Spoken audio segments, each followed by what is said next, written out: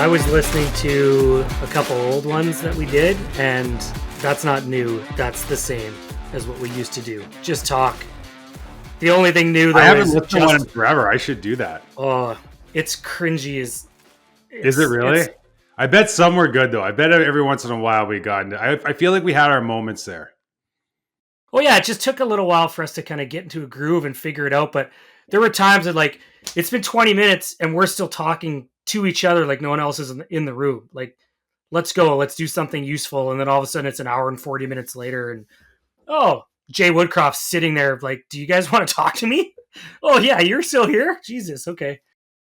I can recall, though, at times, like, again, in the old original Coach's Site office, and we would wrap one of those suckers up and we'd be like high five, like, that was awesome. Like, that was so good. We're the best. Yeah, totally. Everyone else on planet Earth has a podcast. Meanwhile, that's way better. But it was fun. I enjoyed it. It's cool. I'm glad we did it. It's funny, man. Like, it has become, it's like church for me once a week, because everybody's pretty open, or they're pretty open.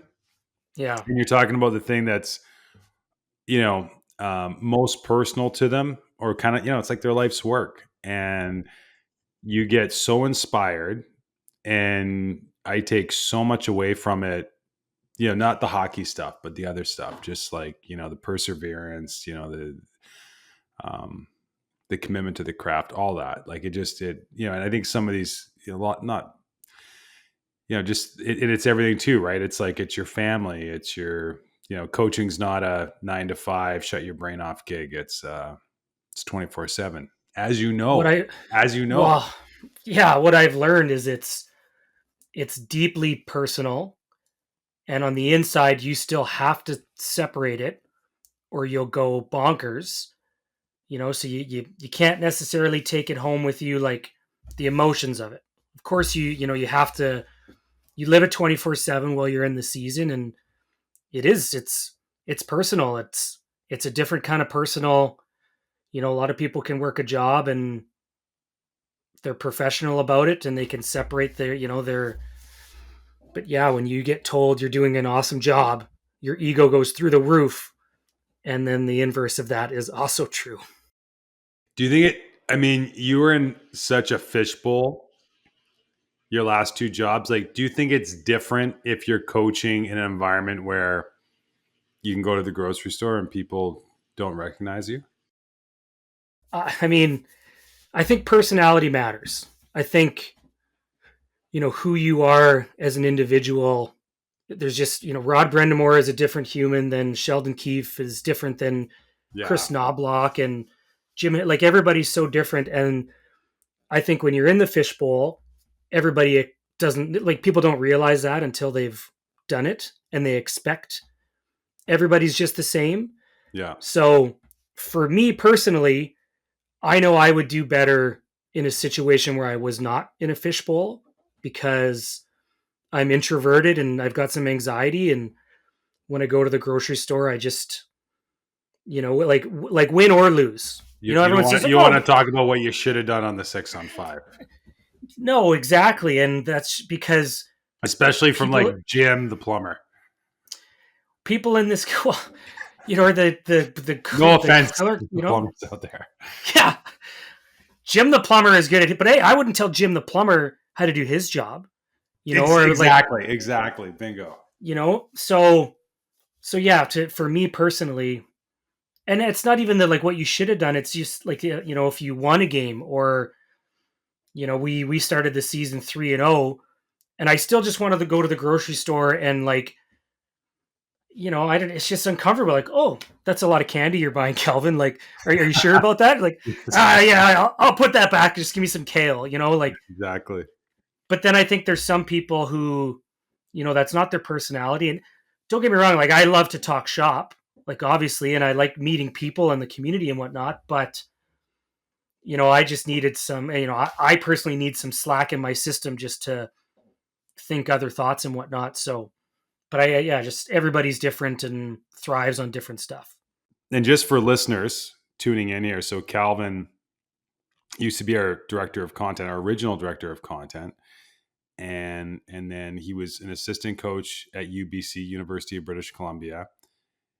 And then he called me one day and said, "Hey, I got a head coaching gig in Winkler of the Manitoba Junior Hockey League." Peace. Wished him well. Coach of the year I his first year. And then I think that what was the tail of the tape? You after 2 years you were let go in Winkler, but yeah, then I wasn't let go. I left. I moved you left. on. It was your That's deal. Your yeah, deal was up. Okay, your deal was up, so you yeah, left. moved on. Yeah, And then you went to the expansion Niverville Nighthawks, and you were there for 2 years. And then this year you were let go prematurely. yeah, And that's accurate. selfishly for us, man, like I got such a, I got so much gratitude in my heart that you're back here. Like it feels like it feels so right because I feel like we're doing such good work, and I know you're just gonna pour gas on that. I mean, I remember moving to Vancouver and writing for the coaches site like one article a month. And working with you and Jay, and Yeah, that's then right. That's right. yeah, for free, just so you're just I don't know if you remember that, but for free. But then you started paying me a little bit, and then yeah, it was once a week, and then it kind of ramped up from there, and then yeah, we started this, the podcast and whatnot, which you and Justin have taken it to new dizzying heights, which is awesome. But what I just really appreciated is while I was out and about in the middle of the country was just yeah, staying in touch and never I'm guilty of not planning too far ahead. Like I that's just not my style, but it certainly does feel right, and it feels. I mean, I went to a Christmas party a couple years ago where I got to meet Derek for the first time, and see all the people that you've surrounded yourself with, and everybody's just it's just it's good people. You guys are good people, and to You got an be part of awesome it again crew. is Like it's exciting. we do. It's the best. Honestly, like it's the best part of the gig, man. We got such a tight crew, and I think everybody really cares about each other, cares about their families, recognize that um, you know, if we win, everybody wins, and it's a cool environment to be a part of. And I think I was thinking about this too. Like I posted on Twitter today, Chris Knobloch of your Edmonton Oilers. Um, in his post game press conference last night when they knocked off LA, he was talking about the team made mistakes, but they weren't selfish mistakes, and shortly after I post that, I was talking with an NHL coach, and we were just chatting about some of the recent firings and just that industry and just how it's like, man, like how much would it change a coach's approach if they said, "Hey, you're going to be here for 10 years. And we want you to develop a team so it's the best version of itself in 5 years because maybe we're going through a rebuild or we're retooling. And we just need you to develop these players and these people to be the best team when it's their turn to peak and not, make decisions, short-term decisions based on how do you squeeze out a win or two in the short term." And I reflect on that in our organization where I'm like, man, we've made lots of mistakes. Like we're a startup. It's on a good day we're in fifth gear. Most days it feels like we're going 1,000 miles an hour.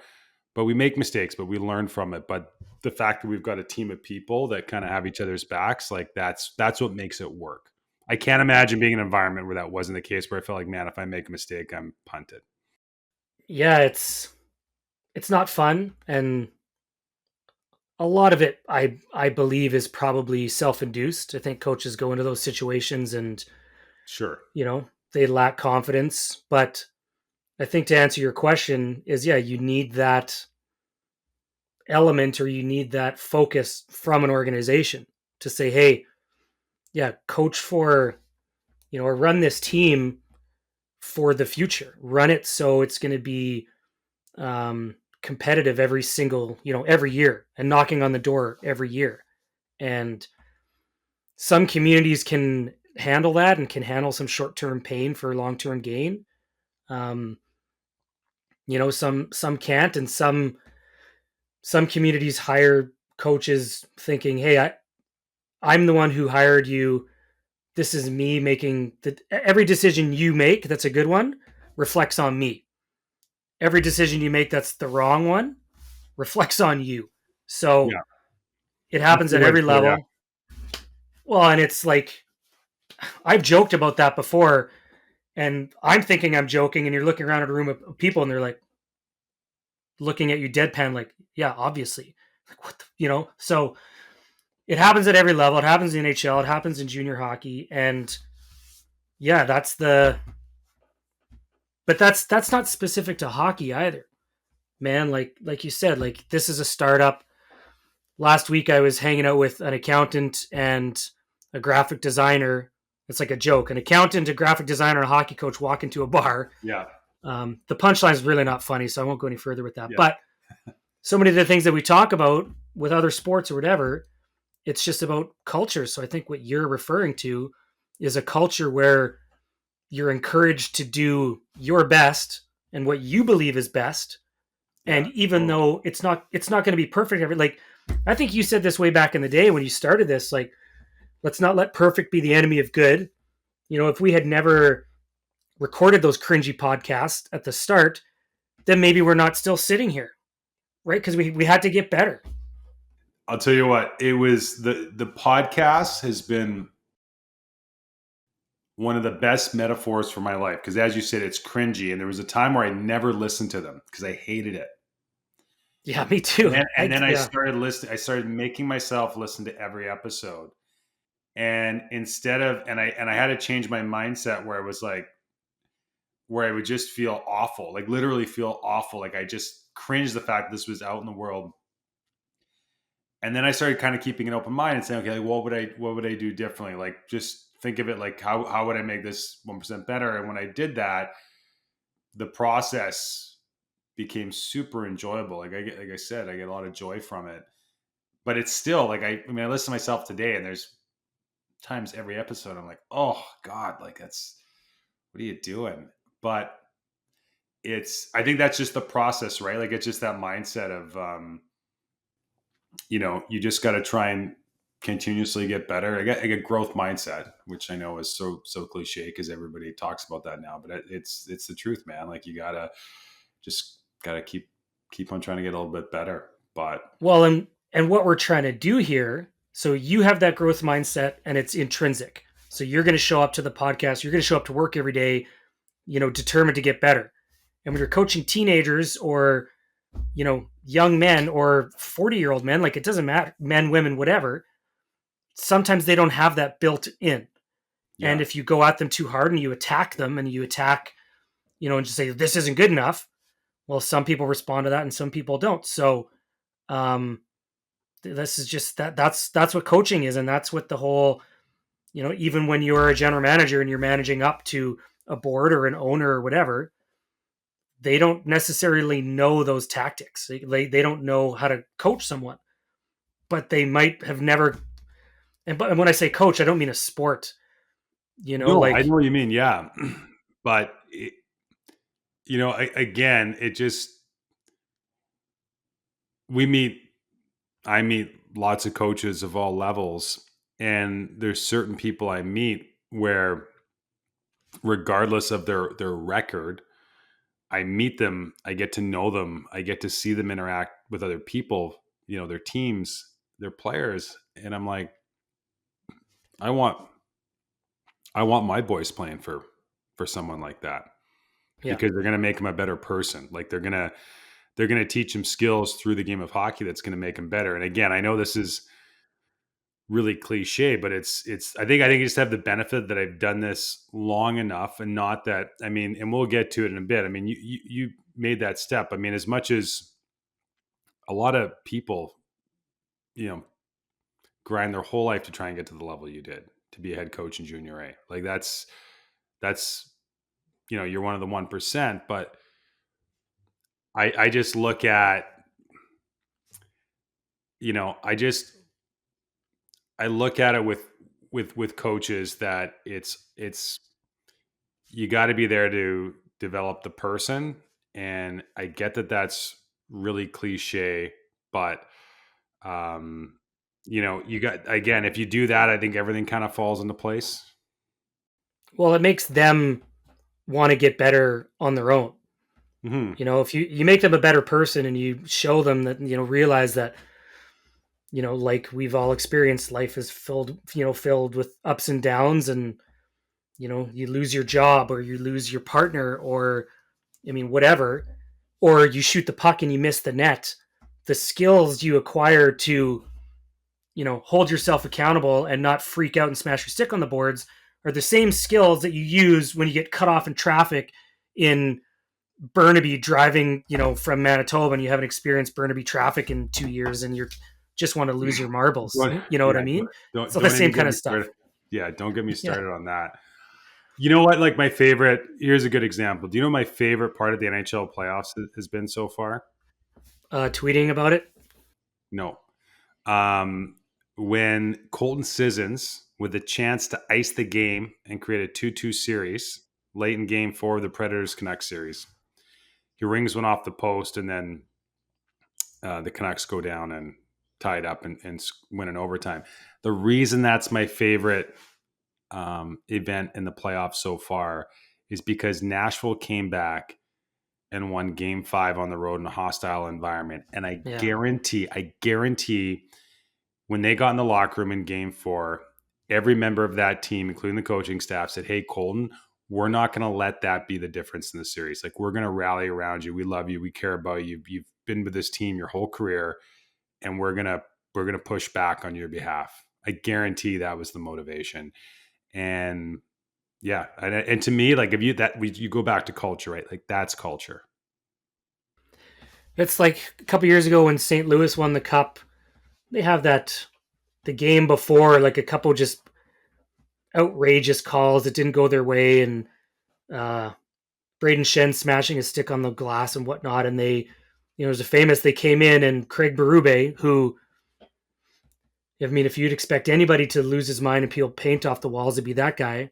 And he just calmed them down and said, "Hey, so what are we going to do about it?" And then they won the cup a couple days later. So Yeah, that's just that resiliency that to go back to what you said a couple minutes ago, teaching that resiliency is just, there's so many, it's applicable everywhere, and that's, and people don't see that, right? Because a lot of that happens behind closed doors. Like you're saying, I guarantee this happened in the room after, but it's not that obvious to everybody, yeah. So what you bringing it up and you telling that story, I think it would be, it'd be nice to get Rick Tocchet or someone on the pot, like, or not Rick Tocchet, sorry, Andrew Barry Brunette. Trotz, yeah, Andrew Oh yeah, Burnett, like, Oh yeah, so to go back to what you originally said, the question you asked, if you could tell a coach, you're here for 10 years or whatever.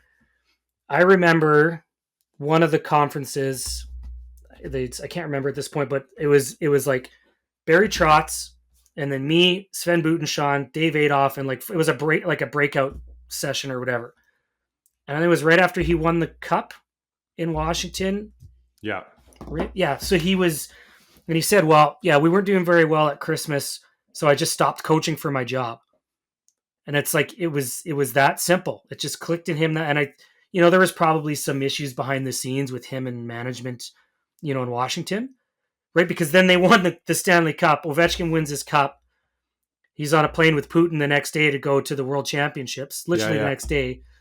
Um, and then they didn't bring Trotz back, right? And then he went to the Islanders, like, and he just won. So who would you rather be? Someone who, does right by the players and coaches to win games and then wins the Stanley Cup, or and I'm preaching to the choir here because this is like, it's not like it's that easy, but I'll never forget that. Him saying, "Yeah, I stopped coaching for my job." And whatever that was 4 or 5 years ago, it was kind of like, yeah. well, wait, Well, aren't you happy to have a job?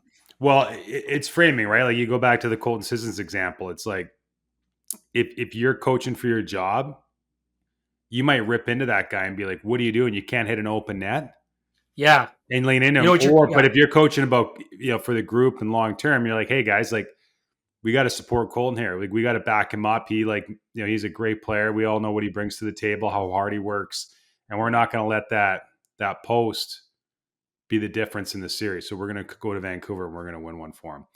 And again, there's always a choice in mindsets, and I think that there's just a distinct difference. And so I think about that a lot. I think just because I built so many relationships with coaches, and man, it's awesome when they do well, but when they don't go well and they get let go and you talk to them, it's like I know that they're great people, they're great husbands, fathers, they pour everything into it.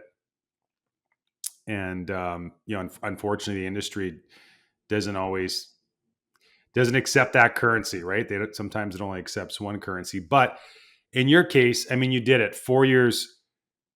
4 years. I don't know if we call it an odyssey. Kind of felt like a bit of an odyssey because you went all the way out to Manitoba. But um, I mean, personally, like I look back at my junior hockey coaching days, and I'm like, I can't imagine it not being a part of my life and my story. Um, Although I came to a realization that wasn't what I was meant to do forever. Um, how do you look back on your 4 years? Um, I mean, all 4 years were so different. Two different organizations. The biggest thing that I look back on now is what I didn't realize at the time. Like I couldn't see the forest, for the trees. I was stressed. A lot of pressure because these small towns, like this is such a vanity project for them, and they come in and they joke, "Oh, it's our 40th season, no pressure." But seriously, they're like, "But yeah, I have a tire iron behind in my truck, and if you don't win, I'm gonna whack your knees," stuff like that. So there's a ton of pressure, and when I look back, I realize I was playing into that, and I definitely didn't coach for my job, and maybe I should have. Um, I probably managed for my job as a general manager. I probably did that, but when I look back, I think of all the people who didn't stand to gain anything from those programs and how special those people became to me. Like when I was in Niverville, I'm by myself and it's dark and you're sitting, I'm sitting in a house by myself with my dogs and opening presents on Christmas morning by myself that I bought for myself with the dogs. And it was like I had to get over that kind of self-induced like self-pity, that that's what people don't see. Like you're surrounded by a million people every day, but you isolate yourself because you don't want to say and do the wrong thing. So once Mm-hmm. I kind of got over that and I realized like, well, what's the point of this? Is the point of having is the point of life to have a job, or is the point of work to live? And once that kind of clicked in my brain, I call it my tribe. This specifically in Niverville, a tribe of people open themselves up to me, and specifically, so the gym that I worked out at, it's called Shop Gym, and it's Crystal Stott and David Stott, and then a couple of their kids and their husbands and partners, and then what I discovered were like they're all related and a bunch of cousins and stuff like that. And it's funny, in Manitoba, everyone's kind of related. Um, once I once I kind of let my guard down around those kind of just the highest quality human beings you could ever meet in your entire life, who had gained nothing from me. If anything, I was like a drag kind of on their whole vibe, with like stupid jokes and whatnot. But Yeah.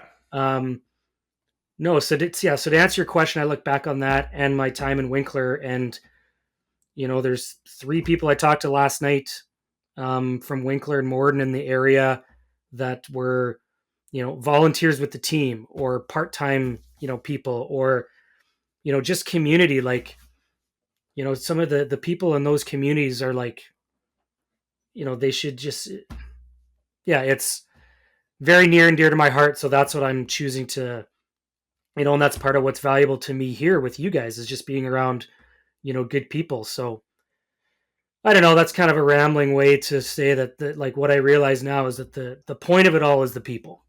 Yeah. No, that's well said, man. That's well said. And so, bringing us back to today, what are you going to be doing around here? that's that's a good question. Am I being interviewed? I know you've already got the job. You're on payroll, so Oh, you're locked in. oh. Um.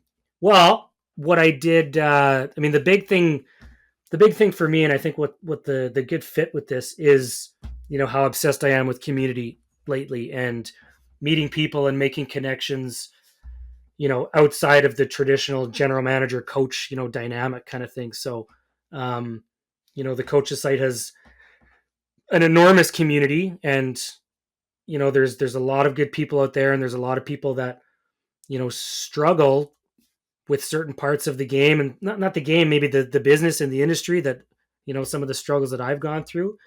But then everybody who's here wants to get better. So that's the internal drive that you and I spoke about. Everyone's here who pays for a subscription or has a free subscription or watches one video online, whatever.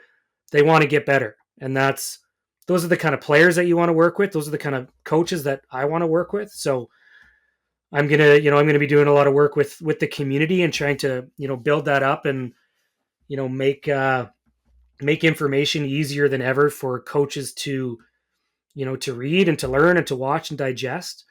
Um, and then I'm gonna be writing, and I already wrote something today about how the Oilers beat the Los Angeles Kings at their own game in the third period of their elimination game the other night. So a lot of writing and a lot of video and content work and stuff like that, and working with Derek and Justin, and then if you need me to do your laundry, I could probably do that too.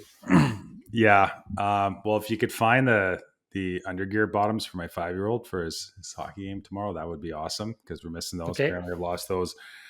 I'm excited because when we built our new platform, which was, man, like 2.5 years process, and then Yeah. we turned it on in October of last year, and the goal of that was, I always felt that the people best equipped to educate coaches were other coaches, and that coaching was more of an art form than a science, meaning, like, you couldn't write a book and say, here's how you forecheck, or here's how you back check, or here's how you motivate people, or here's how you do a pregame talk. Like, I mean, you hit on it early on when you said, Sheldon Keefe and Chris Knobloch and all these, like, they're all totally different people, and they have a totally different way of doing it, yet it's still the same constraints, same rules. It's on a sheet of frozen water. And the the amount of ways you can approach coaching is infinite. Like, it never ends. It's never going to end. And so the goal was to create something where coaches could share their best ideas. And my best idea might not apply to you because maybe the level you coach or the age of athletes you coach, but it might be a solution or a new idea, something fresh for thousands of other coaches around the world. And I think what was really exciting when we turned this on is that we had, we've got, I mean, this is why we have members in 21 different countries, like at all Wow. levels, like NHL right down to, volunteer parents. And so with you coming on, I kind of view, like, the main function of your role is to work with coaches to take that idea that they might have, and how do we turn that into a meaningful piece of content that they can share.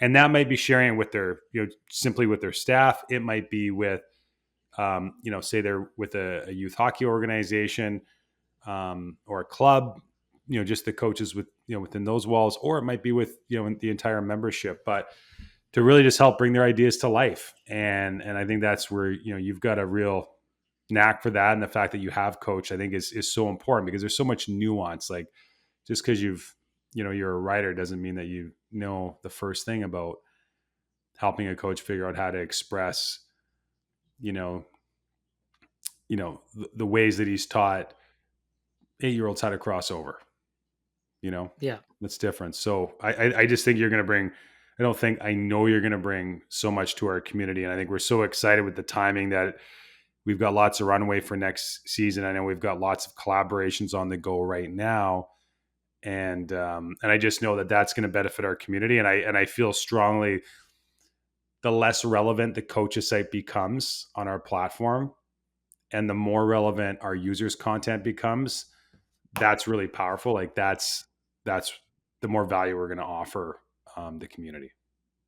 Well, I think the it's like follow the, in music, follow the signal, right? Like when you're, so it's follow the, like who's going to truly benefit from this, Yeah, and it's the players.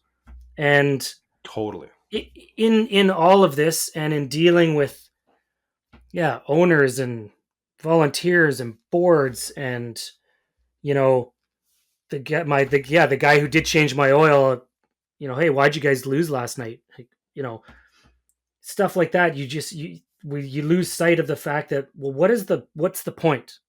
Like, we're not sending cancer curing machines to the moon here. We're trying to enrich the lives of athletes, right? Boys and girls and women and men of all different ages who love to play hockey to differing degrees, right? That's why 21 countries, are have adopted the coaches site, because that's how many people all over the world, like to play hockey, right? If we, if we don't have the players, right, none of us have jobs. If it's not a fun sport and it's not a rewarding one, and I just like, you lose, people lose sight of that. It's, like, I like how you said that, though. I was wondering where you're going with the relevancy thing, but that's kind of it, right? If we can get to the point where a U18 coach and a U10 coach, and then, an American Hockey League assistant can all come and find something of value. Someone's going to have a 32-year-old father of, two twin babies or something like that they have to deal with the next morning, and then someone else is going to find an article or something right beside it for their 12-year-old, you know, in Nashville or something like that. So I mean, when I was saying all that, rambling on about people and whatnot, like that's even I forget. Like, what's the point? The players, and if I hadn't have been, I was done with hockey a couple months ago, and I was going to start writing about insurance again, and I had players who had, the 20-year-old man in tears or whatever saying, don't ever, like encouraging me to keep going. So that's the, if I didn't have that, then yeah, I'd be writing about insurance, or I'd be, I don't know, tipping cows or something. And Wow, the insurance industry's lost. Let's start there. yeah, But yeah, no, listen, man, it is about the players. I think about this a lot. So, and this will resonate with you. When I was growing up, I moved around a little bit, but sort of Kamloops was kind of my last home base. And at the time, Kamloops minor hockey was just like a juggernaut. Like it felt like, the Kamloops Blazers, the junior team, were like the best program in Canada. And the youth hockey system was just pumping out so many players. And I can remember at the time, like being in rural communities, like, I mean, you know what it's like when you drive through Saskatchewan and Manitoba, every town you drive into, what do you see on the outskirts of town? What's on the side of the highway? well, nothing for one, or fields, grain silos, home of Shane Knighty, cool stuff like Bingo. that. Bingo. Yeah, All those towns have the sign of the player that came from there. yeah, And we started looking at the data and we're like, man, like kids aren't coming from small towns anymore. Or if they yeah, are, they've got to like their families um, have to send them away from home, not for junior hockey, for like, when they're 13 or younger, paying, a lot of money to play in programs that back when you and I played were just, you played community hockey. And so it's really put up a lot of barriers. And so now it seems like a lot of kids either come from big cities where they get access to better coaching, better programming, et cetera, or there's a significant investment and strain put on families to chase this dream. And I thought about that a lot, and I think, you know what? Like, what's missing? Like, why are they leaving? Well, they're leaving because not because they don't have people in their communities who aren't passionate, but they don't have the resources or the knowledge on maybe how to develop players. And if we're being honest, like that matters. Like you can be like Ted Lasso is great, and that show is great. If you can't make players better, you're not a great coach. I'm sorry. You have the Yeah, best culture in the world. If you don't know how to make players better, a 5-year-old will pick up on that. They'll pick up on that. So you yeah. got to be able to make players better. And when you combine that, when you have somebody that's really passionate, that's doing it for the right reasons, they want to get back to their community, or they just want to do it because it's their kid and their pals, and they want to create a great experience. If we can equip them with the knowledge, so you don't have to travel to the big city to take the skating lessons or be part of and you can do that in house. I just feel there's a real power in that, and just keeping the game accessible for as many kids for as long as possible. And frankly, bringing a lot of joy to coaches. Because listen, I do it today. I go on the coach's site or I talk to coaches in my network, and they'll give me a drill or a way of approaching something. I am so excited to go to the rink and try that on.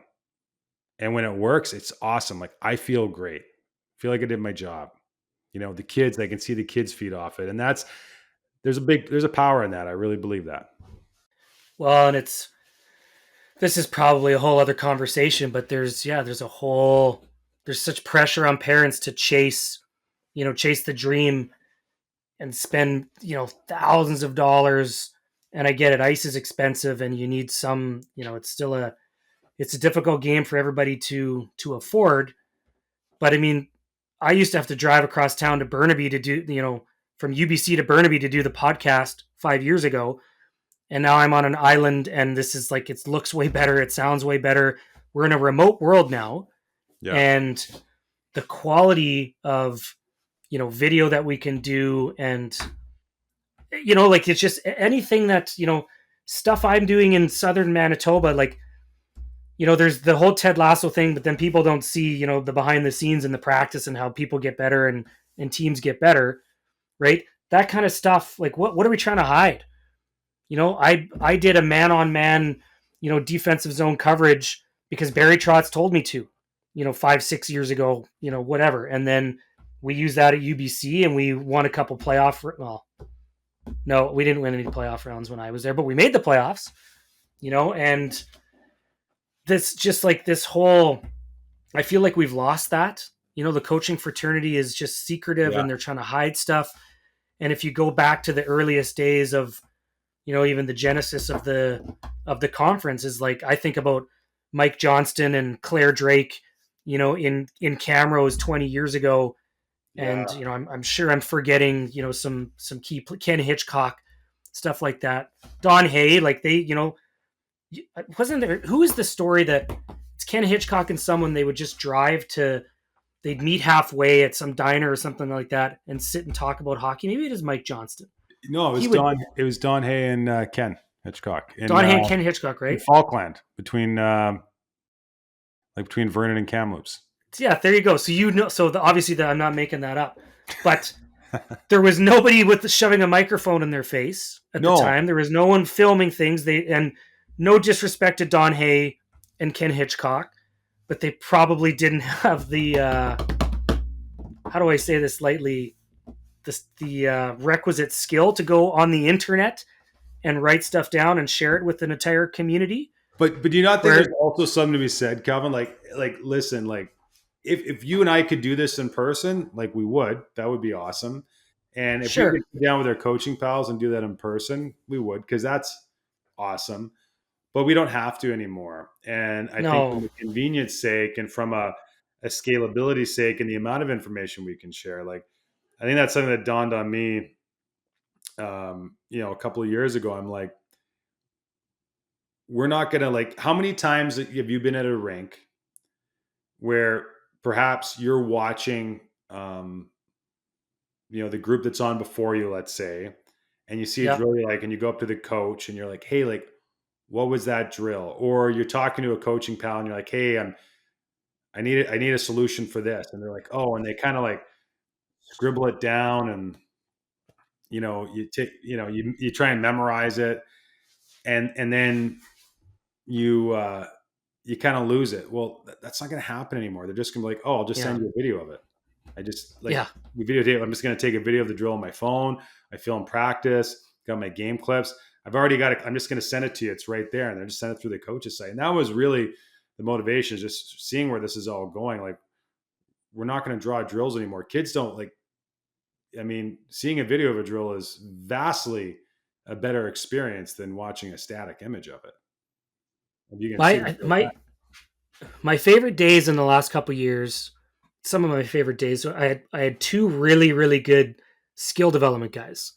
One's Jared Oster. This past year works at Rink in Winnipeg, Yeah. and then the year before was Caden Jarvis, whose brother, Oh um, yeah. you might know him. But Seth. the best, yeah. So going on the ice with these guys on Tuesdays, right? Getting to be the assistant. There's so many different little things, right? That you pick up. Like, um, skill guy Jerry was really good with like Skill guy cutbacks. Jerry.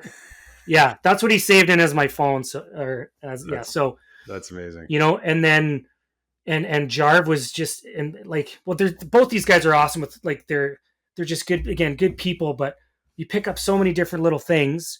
Um, and then Jarv would come around, like he would come to games and stuff, and he would come to practices even when I was running them. And now Jarv is an assistant coach with the Vancouver Giants, right? So it springboarded him into a new job.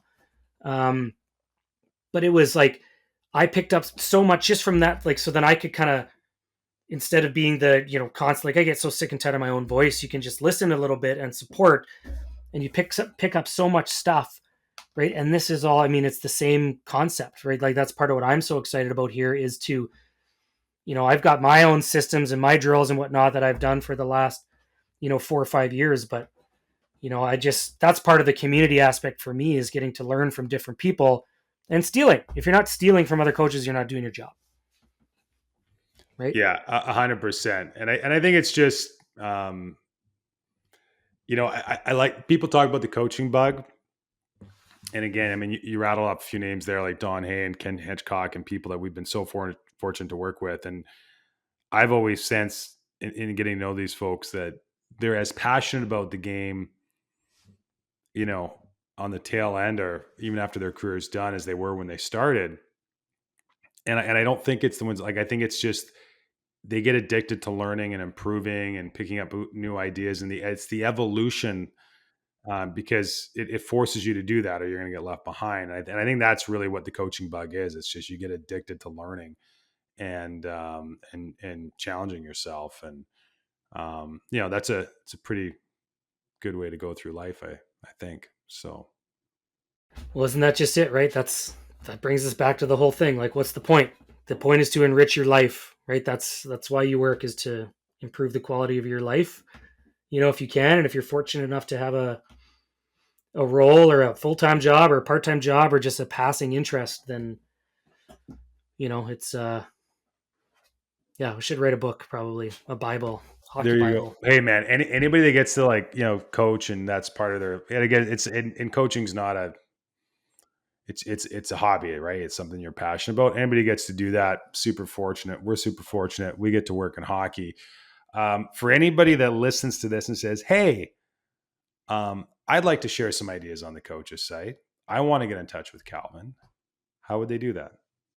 This is such a different world from the one I've been in the last, and it's very refreshing. So, I mean, I would think the best ways would be, well, number one, just, I have a channel on the coach's site, and I shared an article there this morning, which is pretty cool. So it'd be neat to just connect with people on the site and chat a little bit and see what other people are doing. And then, yeah, I reluctantly re-downloaded social media stuff on my phone once I was sitting at home in the dark and had nothing to look at for hours on end. So, but I'm big on, like, I can't do negativity in social media and the nonsense, and it just, there's so much stuff that in the world right now that it's just, it's hard to sometimes operate when the world is the way it is. And anyway, you see so much of that stuff in social media. So if you've got positive vibes and you got good stuff and you want to contribute to a positive discourse, than I am on the internet at just my full name at Kelvin Cech. Okay, I like it. Yeah. Well, that's great. Well, again, anybody out there who's listening, if again we can't encourage you enough. If you've got some ideas to share, um, and again, it could be for your staff, your club or association. It could be for our community of coaches that currently extends to 24,000 coaches, 21 countries. You've got an opportunity to make a real impact, improve our game, improve the experience for kids, and love to help you do that. Calvin's your guy. So please reach out. And man, again, can't say enough. Great to have you back. Band's back together. And we got through day one. I don't know. It's only 2 in the afternoon. We'll see what happens. Yeah, thanks, buddy. What could go wrong in the next few hours? Yeah. Yeah. No, I appreciate the opportunity and just staying in touch over the years, and just excited to see see what happens tomorrow. What's going to happen next? You bet. Good stuff on the horizon. Thanks, man. Awesome. Thanks, buddy.